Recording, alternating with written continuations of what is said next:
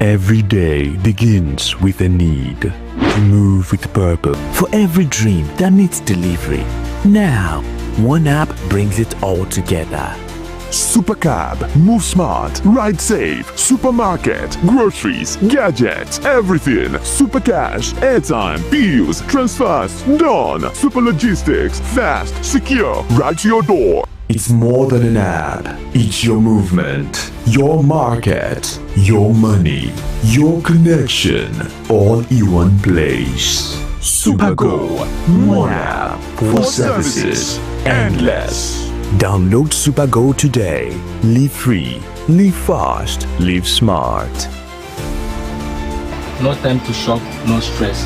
With Supergo, your groceries comes to you. Partner with trusted vendors, verified stores, no delay, no excuses, just values.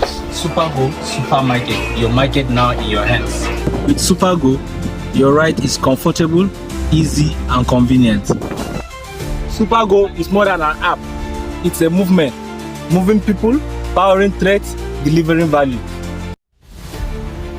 Every day begins with a need to move with purpose, to shop without stress, to send without fear.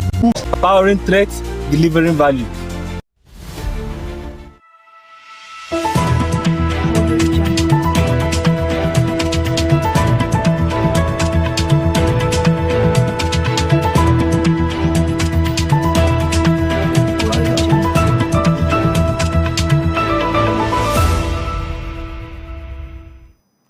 Good afternoon and welcome to the broadcast of News Hour from SOM TV. This broadcast is coming live from Jalingo, Taraba State. Follow the pulse of the nation on Facebook at SOM TV and watch the live stream on YouTube at SOM TV Live. Now the major headlines. 34 lawmakers disqualified from Federal High Court appointments after failing integrity tests. $2.8 billion Jakarta-Kaduna-Kano gas pipeline set to begin operations early 2026 in support northern Nigerian industrialization.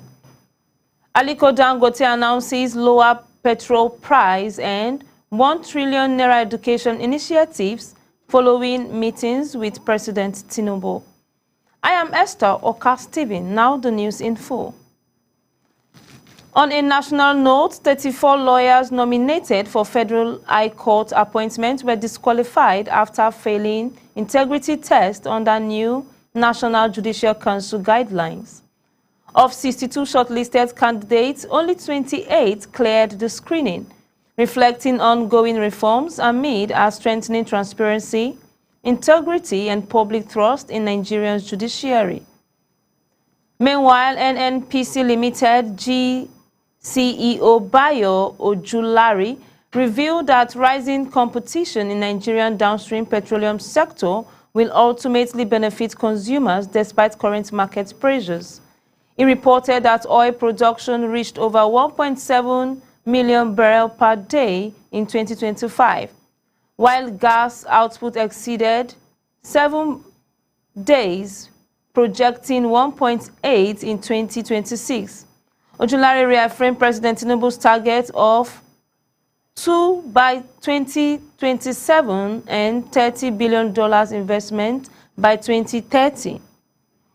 Similarly, Ojulari announced that the $2.8 billion Ajaokuta-Kaduna-Kano gas pipeline is expected to commence operation in early 2026, following the completion of the main line, including the River Niger crossing, and projects will deliver gas across northern Nigeria, supporting industrialization, power generation, and fertilizer production. The GCEO reiterated the federal government's commitment to energy expansion and projected oil output of 1.8 million barrels per day next year, reaffirming the 2030 investment goal. In a related economic development, Aliko Dangote announced lower petrol price after a meeting with President Tinubu, attributing the reduction to market competition. Dangote Petroleum Refinery cut gentry prices by 5.6% to stabilize the domestic fuel market and plans to supply 50 million liters daily, with surplus fuel embarked for export. Additionally, Dangote unveiled a 1 trillion education initiative over the next 10 years to benefit over 1 million students, linking industrial growth, local production, and education for long-term national development.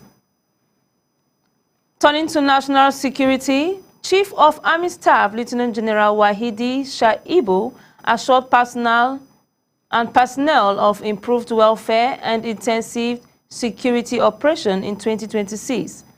Speaking during a Yuletide luncheon with frontline troops in Kwara State, he commended their sacrifices, urged sustained professionalism, and outlines plans to strengthen counterinsurgency effort, enhance intelligence gathering, and consolidate gain against emerging threats nationwide.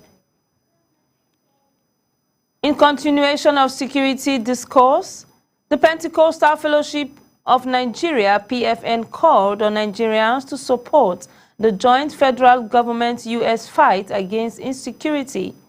PFN President Bishop Francis Wale Oke lauded federal efforts to overhaul the security architecture, stressed that no Nigerian should die needlessly, and emphasized that insecurity has suppressed corruption as the nation's top challenge. He urged authorities to act decisively, remove mores in the system, and prevent further loss of lives, particularly in Plateau, Taraba, Benue, Southern Kaduna, and Kwara State. Similarly, security operations in Kano State recorded successes after 9 bandits and 1 vigilante were killed during a prolonged gunfight in Bakaji and Ungwa Gama, Shanonu local government area. The bandits had abducted 6 people and wrestled 40 cows before fleeing, leaving behind motorcycles and blood-stained phones. The military's swift response earned commendation from the Shanonu Bangwe Community Security Forum, reinforcing ongoing operation in the region. Meanwhile, armed bandits attacked Goron Duse village in Shanonu local government area, killing 1 resident, injuring 2, and stealing over 40 cows. Prompt response from security forces forced the assailant to flee, while injured victims were hospitalized, highlighting persistent security challenges in rural Kano. Meanwhile, Governor Inuwa Yaya commended a gun attack in Pindiga, Akoko local government area where 2 residents were killed and others abducted along the Pindiga-Kasheri Road. Police confirmed that the fatalities include 2 siblings, while a teenage girl and a family were kidnapped. Security has since been intensified, with authorities urging residents to remain vigilant and assist in preventing further attack on vulnerable communities. On the urban safety front, personnel of the Lagos State Fire and Rescue Service rescued 4 children and 2 adults in 2 separate incidents. In Lekki, a speeding Lexus hit 5 children, killing 1 and injuring 4, who were taken to hospital. Later in Apapa, 2 adult men trapped inside a broken-down fuel tanker were safely extricated. Both incidents prompted police investigations and victims received prompt medical attention. Similarly, Lagos Emergency Service confirmed 3 fatalities following a Christmas Eve inferno at the 22-story Great Nigerian Insurance House on Lagos Island. LASMA reported the victims included an adult woman and 2 men, while 8 others, including a fireman, were rescued and treated. Search and rescue operation continues as authorities investigate structural collapse and fire safety lapses. Elsewhere, reports from Jigawa State confirmed that local government chairmen now receive federal allocations directly without state interference. Taura Local Government Area Chairman Shaibu Ambali explained that financial autonomy has enabled grassroots development programs, including empowerment initiatives. Governor Umar Namadi affirmed the policy's full implementation, highlighting agricultural investment and renewed hope initiative to enhance rural livelihoods statewide. Meanwhile, Governor Seyi Makinde pledged to mobilize alumni and associates to raise at least 5 million naira from projects at Bishop Phillips Academy, Ibadan, during the 40th anniversary of the 1985 graduating set. A 7-member alumni committee, including Folusho Olatunji and Shade Okedeji, will oversee the initiatives. Additionally, former Governor Ayodele Fayose alleged that only 4.5 billion naira and 50 billion naira federal intervention funds for the January 2024 Ibadan explosion reached victim, accusing Makinde of diverting the remainder. Similarly, Agriculture Commissioner Samson Bugama empowered 180 farmers in Kanke local government area with farm inputs to boost crop productivity. He emphasized alignment with Governor Caleb Mufwang agricultural drive with beneficiaries drawn from all 18 wards, underscoring government's commitment to food security, rural development, and community empowerment. Furthermore, Cross River State Governor Bassey Uto reaffirmed his administration's commitment to safety, tourism promotion, and cultural exchange at the 2025 Bikers Carnival in Calabar.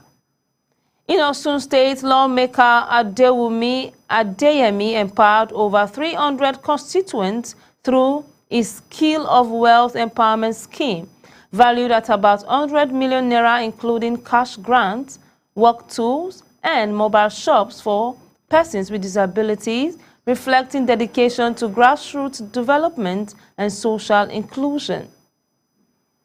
It's now time for a brief commercial break. We'll be right back shortly. Don't go away.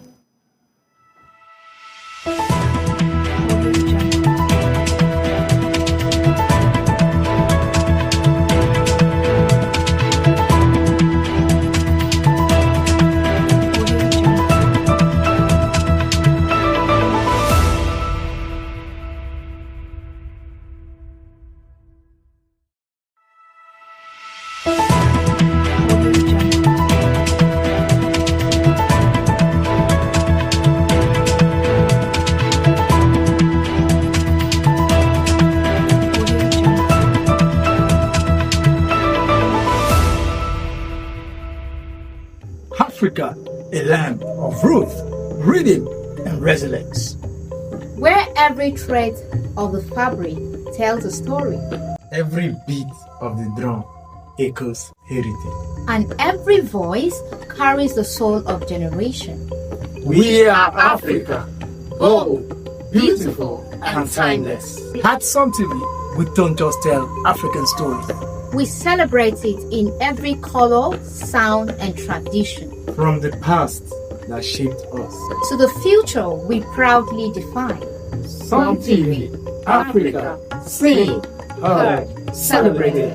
Sun TV, cause of the nation. Every day begins with a need to move with purpose, to shop without stress, to send without fear, to pay without delay. For every rider chasing time, for every home that needs restocking, for every voice that needs connection, for every dream that needs delivery. Now, one app brings it all together.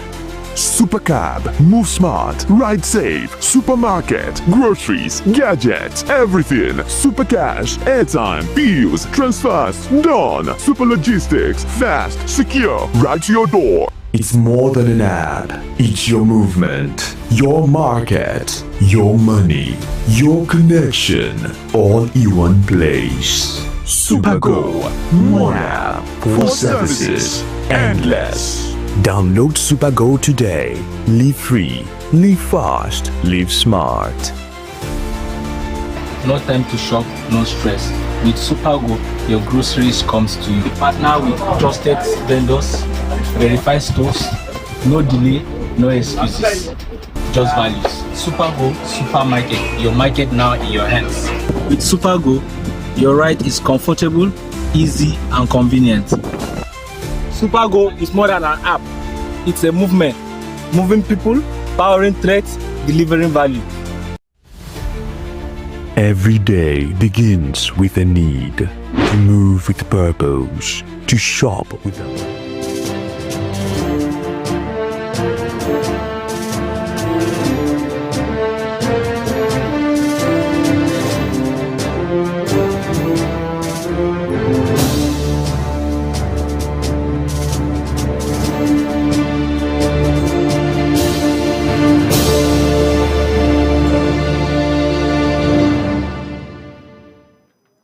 Welcome back. In Edo State, Dr. Don Pedro Baseki, CEO of Osamodia Farm and cousin to former Governor Godwin Obaseki, was attacked by suspected thug while playing football in Benin City.